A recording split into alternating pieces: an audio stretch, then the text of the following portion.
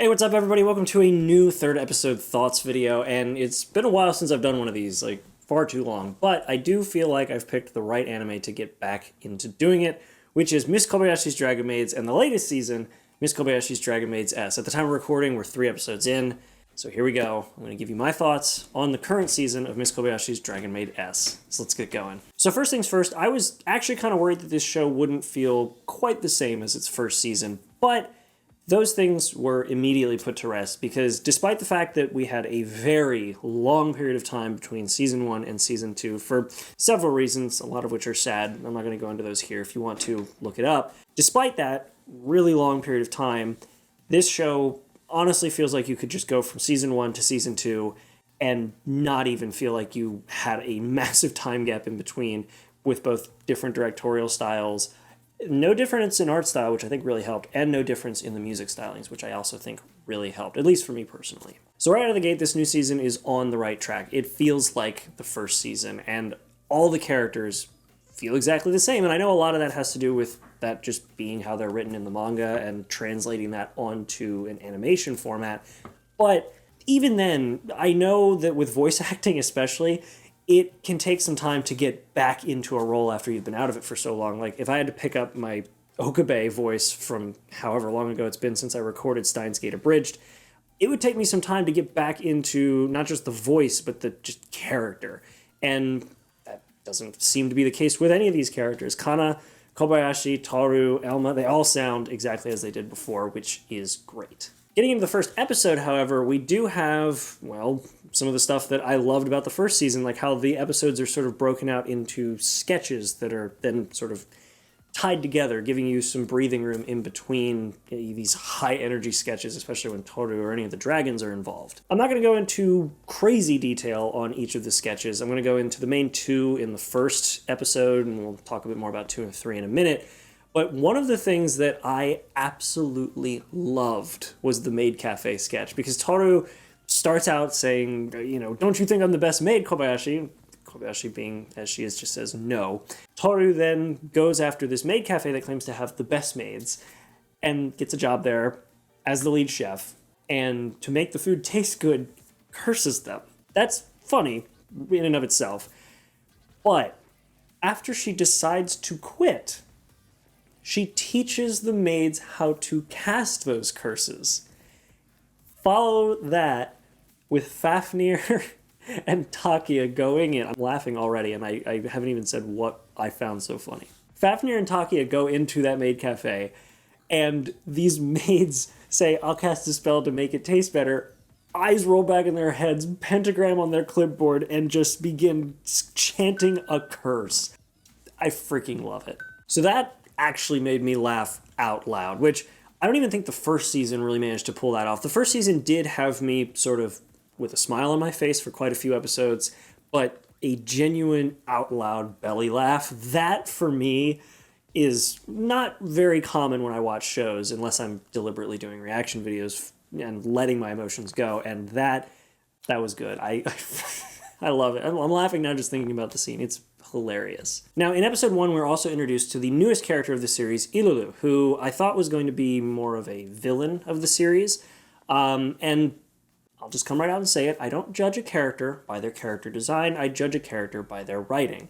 Yes, Ilulu looks like a lolly with the strongest back in the world for obvious reasons. 2 very obvious reasons. And yeah, she seems to be fairly chaotic in nature at the start. But if Uzaki-chan Wants to Hang Out has taught me anything, you can't go judging characters by their design, because the show can be really good and the writing can be awesome, and your character can also still have 2 massive reasons to need an ice pack on their back at the end of every day. So when Ilulu is introduced, she is basically just a chaotic dragon immediately trying to destroy the city, fighting Toru, and she's sort of introduced as what we're supposed to perceive as a power equal to Toru.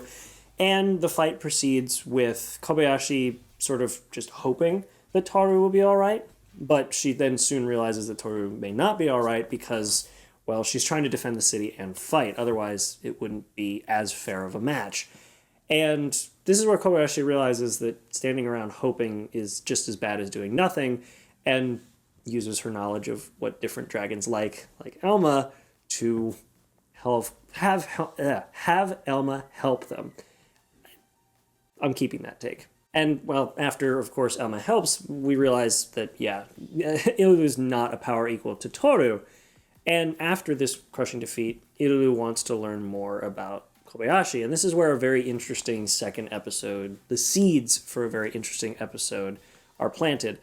That was a really poor choice of words. So, yeah, just like Kobayashi has done with a lot of dragons, she just uses her personality and the way she is to kind of get through to Ilulu, despite Ilulu trying to tempt Kobayashi, not realizing that she's a woman, and then changing that fact, and again, leading into a very interesting second episode. So yeah, after that, the second episode basically pertains the issues Kobayashi has with being a man.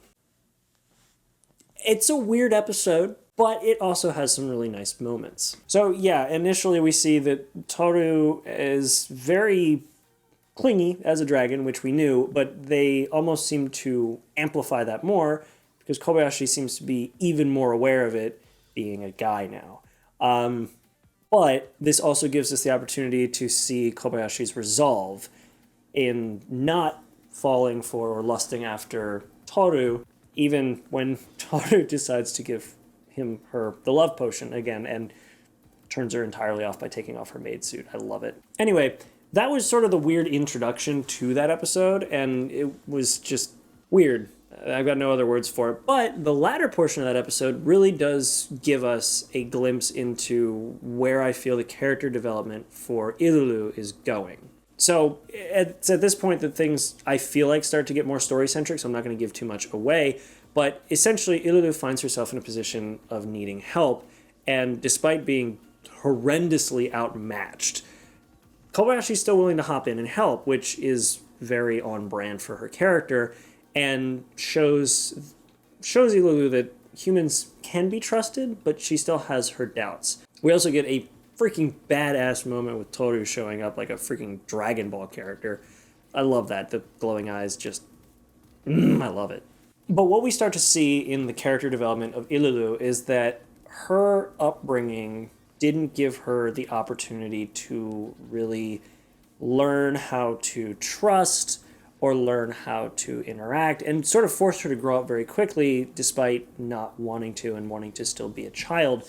And in this episode, we start to see a little bit of her childlike nature coming out, even though, according to what Toru said, she's about the same age as Toru.